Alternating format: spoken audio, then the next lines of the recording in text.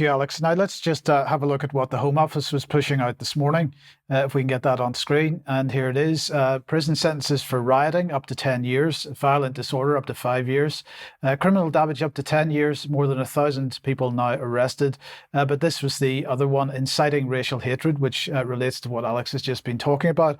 Now, over the last number of weeks, there have been headline after headline about the Online Safety Act and whether it's fit for purpose. So this is CNBC. Britain considers tougher internet safety laws after riots. We've the conversation, what is the Online Safety Act and why have riots reopened debates about it? The Guardian, what is the UK Online Safety Act and what powers will it provide? Holyrood magazine, Online Safety Act not fit for purpose, study finds. Byline Times, why the Online Safety Act won't stop type of misinformation that sparked riots. The Financial Times, false information cases in wake of riots test UK online safety law. And Sadiq Khan getting involved here as well, with the Guardian reporting that the Online Safety Act not fit for purpose after far-right riots, says Sadiq Khan. This has been in the media over the last 2 or 3 weeks. And around the same time then, Ofcom published an open letter to online service providers. And I just thought it would be worthwhile having a look at this in some detail. They said in their open letter, in the context of recent acts of violence in the UK, Ofcom has been engaging with various online services to discuss their actions to prevent their platforms being used to stir up hatred, provoke violence and commit other offences under UK law. Under Ofcom's regulations that predate the Online Safety Act, UK-based video sharing platforms must protect their users from videos likely to incite violence or hatred.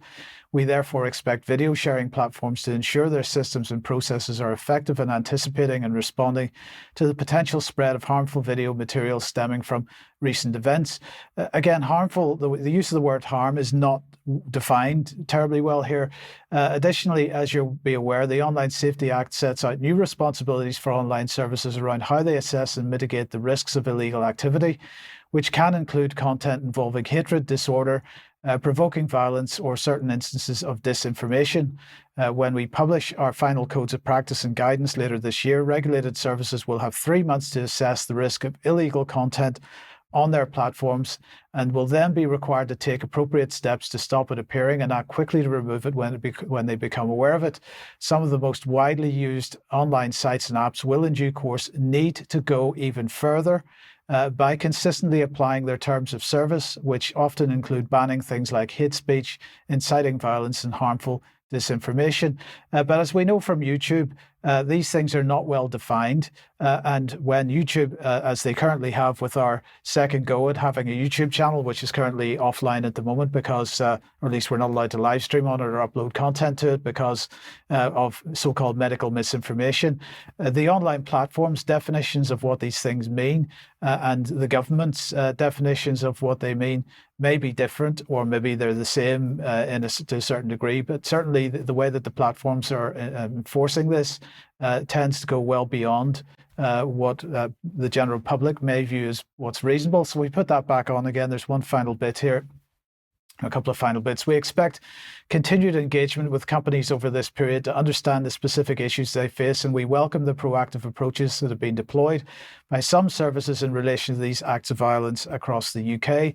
In a few months, new safety duties under the Online Safety Act will be in place, but you can act now. There's no need to wait to make your sites and apps safer for users. So what safer for users means, again, is open to interpretation and lots of scope for overreaction, shall we say, if we're being generous, or perhaps the intention, as we would argue or have been arguing for a long time, in fact, is to shut down any dissident voice. The idea of legal but harmful failed at the first hurdle when they were pushing this legislation through. But of course, if you just redefine things as being illegal or almost illegal, then we get to the same place. Now, I just wanted to finish this censorship section by looking at this article from UK Defence Journal, because they're talking about the cost of 77th Brigade having nearly doubled. This was published a couple of days ago. So let's just have a look. This is my graphic, which shows their statistics. So in 2016, the cost of 77th Brigade was £7.5 million.